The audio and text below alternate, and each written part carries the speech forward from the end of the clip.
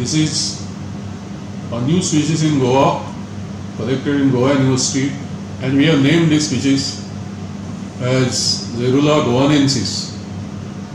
It's a beautiful species. In color, it's all concolorous, means stripe, and the cap color here you can see that.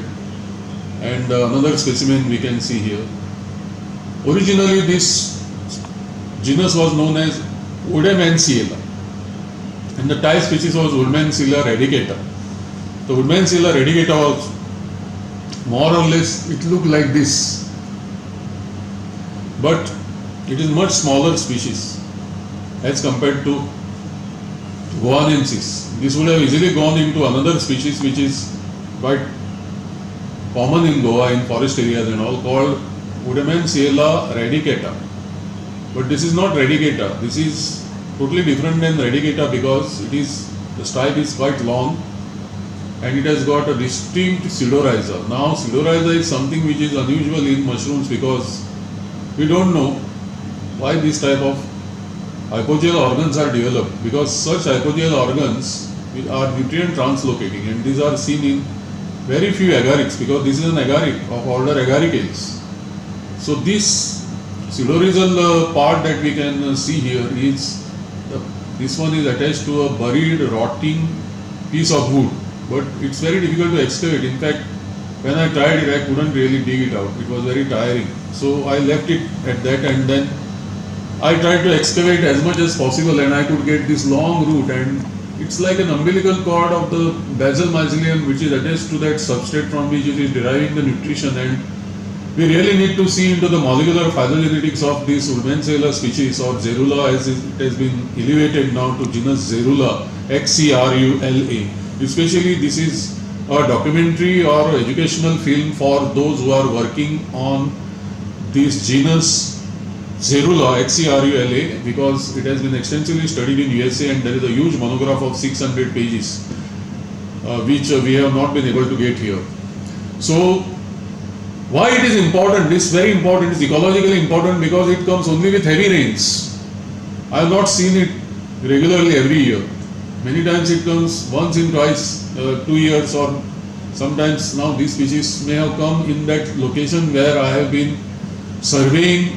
I have not seen it in last 25 years. So that means the location in which I discovered this species today morning, 25th June 2018, in Goa University campus in island of Tiswadi in North Goa district in Republic of India.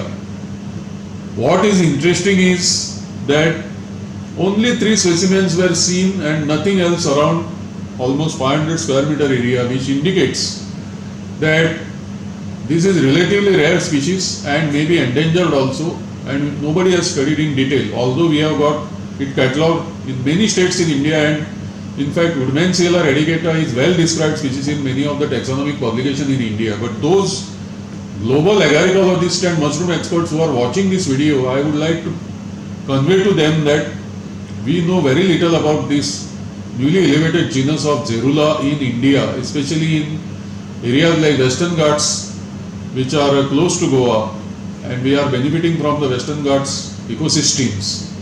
This indicates perhaps some sort of a living fossil which may be associated with Western Ghat ecosystem.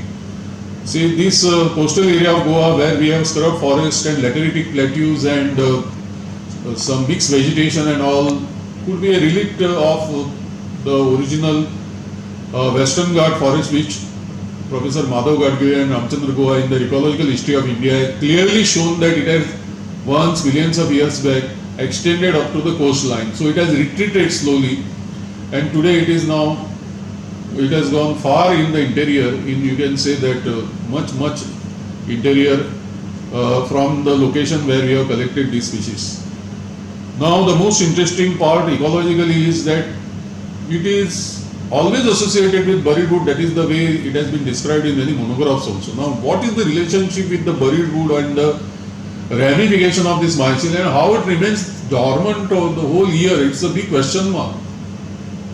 And suddenly now, because it has rained in Goa 900 millimeters till today, which is 38% of the annual normal southwest monsoon rainfall, it is possible that soil moisture concentration went up, the substrate also decompose because there is exothermic reaction which is beneficial to the substrate mycelium, which led to whatever mycelia that was ramified in the wood to multiply and then differentiate and produce the primordia, which we could not see, because I am also curious to know what type of primordia is produced in genus Gerula, because very little is known in tropical countries about primordial formation. And in fact, you will come across, those who are watching this will come across very few references about the ontogeny and developmental biology of this type of agarics. Now what is this is edible one, but it's not consumed in places like India, because what meal you can make out of these 3 mushrooms?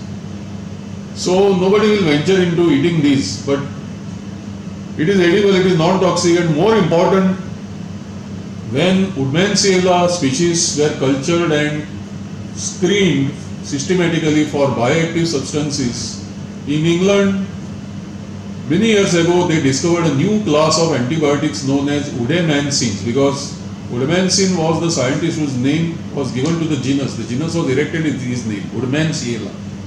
So they classified the new class of antibiotics which came from genus Woodmansiella radicata, I believe. That was the mushroom from which they first isolated it.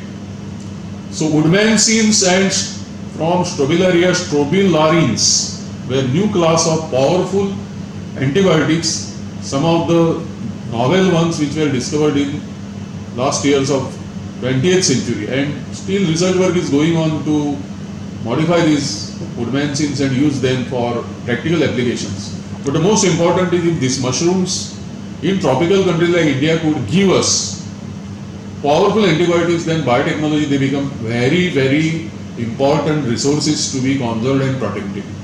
So here we have now one species which we want to publish under the name genus Gerula, and type species, I am holding actually the type material in hand to be described and published, Goanensis.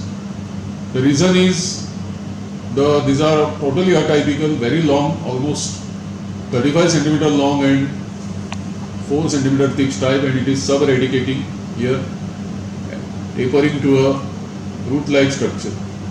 And we are curious because we have extensively studied for last 30 years genus Termitomyces, except Microcarpus in that species, which are purely apigeal mushroom species. Rest all the taxa are hypogeal. They have pseudorhiza similar to this. So what is the function of this pseudorhiza except nutrient translocation, and why in absolutely distinct genera, Gerula, which is not associated with any insect or fungus or social insect, develops this pseudorhiza, and fungus growing termites, they have this mycobuoyant exobuoyant called Termitomyces. In their nest also the pseudorhiza gets developed, and then only the fruit bodies appear. So there it is active cultivation and maintenance by the social insects. But it would be very interesting if we ever come to know that whether any type of insect associations are associated with genus Gerula. This is something which future researchers will have to explore.